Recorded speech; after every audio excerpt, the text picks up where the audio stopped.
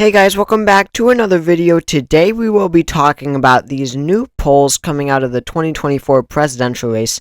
These nationwide polls that show Kamala Harris really pulling ahead of Donald Trump by really significant margins. I mean, the fact of the matter is there are now more and more polls that show Kamala Harris is, if they're accurate, then they're accurate. If they're not, then they're not. But there are more and more that show Kamala Harris with significant, extremely healthy leads nationwide over Donald Trump. For example, here's this one new poll from Outward, the organization is called. And, these are not A+ pollsters, right? This pollster doesn't have a rating yet. They're new, right? They're very new.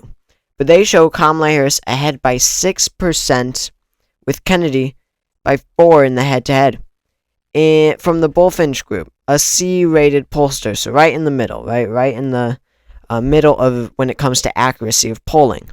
They show Kamala Harris with an impressive 8% lead over Donald Trump with Kennedy in, but he probably doesn't change much because he only has 5, 47% to 39%. And then finally, another general election poll nationwide from a B-rated pollster, Kamala Harris ahead by 7%. So again, I don't think that Kamala Harris will win by 8% or 7% nationwide. But the fact of the matter is, it is undeniable that we are seeing so many more of these new polls where Kamala Harris just has a huge lead over Donald Trump. 8 points, 7 points, that's like where Biden was in the 2020 polling average. On average, on election day, he was ahead in the polls by 8.4%. So Kamala Harris is getting to a point, if she can keep these types of polls up and, get these types of results from A-rated pollsters, then, she will be at a point soon enough where Joe Biden was in 2020, where he was estimated to win by 8.4%. But you can just see how these are so new, right? This +7 poll, 12 hours ago. This +8 poll for Harris on the 22nd. This +6 poll for Harris on the 22nd, yesterday. This is yesterday, the 22nd. And this comes as the DNC is happening. The DNC just occurred, just finished up last night when Kamala Harris spoke.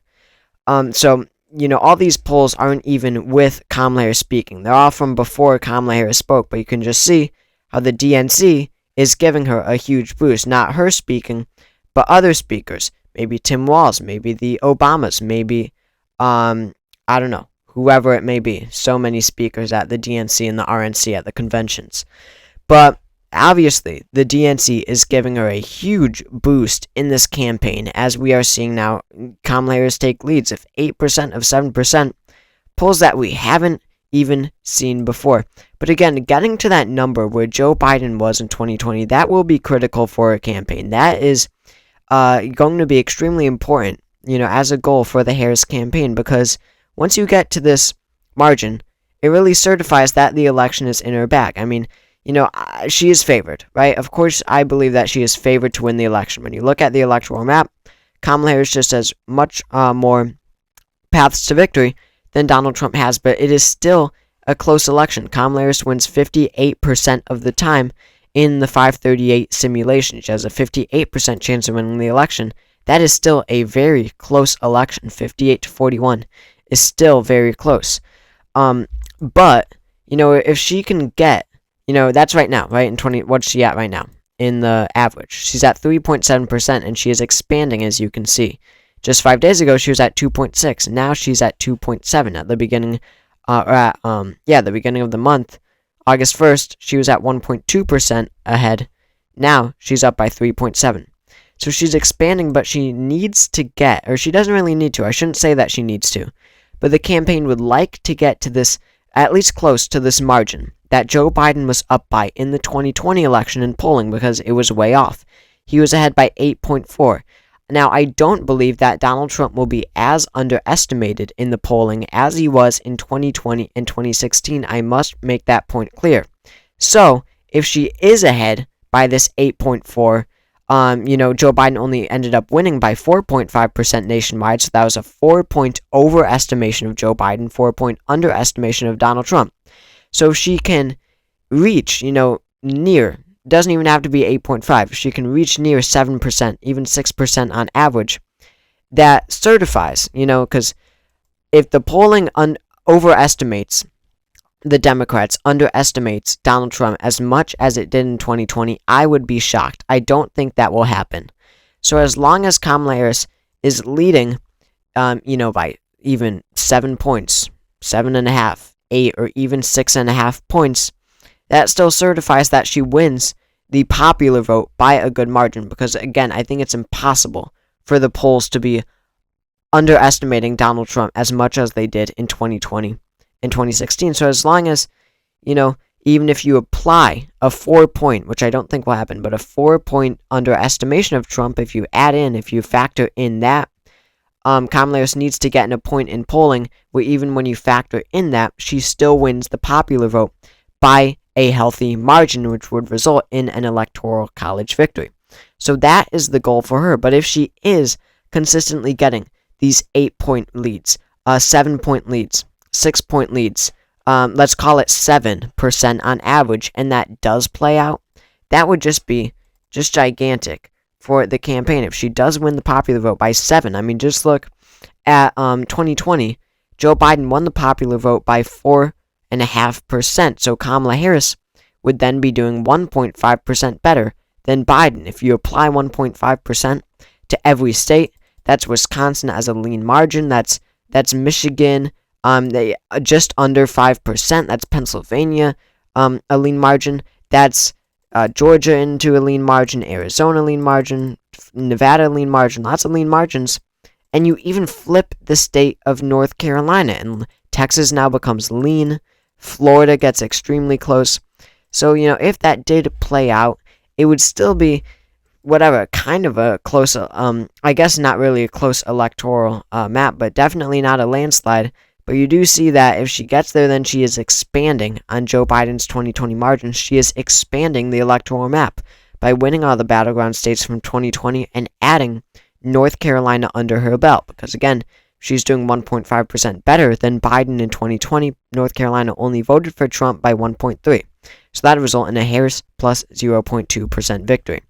So, this is good news for the Harris campaign, and this is even before we have polls from after she spoke. This speech raked in 29 million viewers. That is a lot of voters. I mean, there were about, 150 million voters in the 2020 election total for Trump and Biden.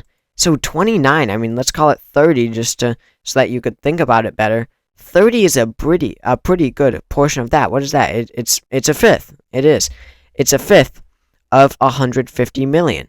A fifth of voters watched her acceptance speech, which my interpretation was that it was very solid. I thought it was pretty good for an acceptance speech. I thought it was far better than Donald Trump's when it comes to, getting voters to her side. The success of a speech is getting voters to your side.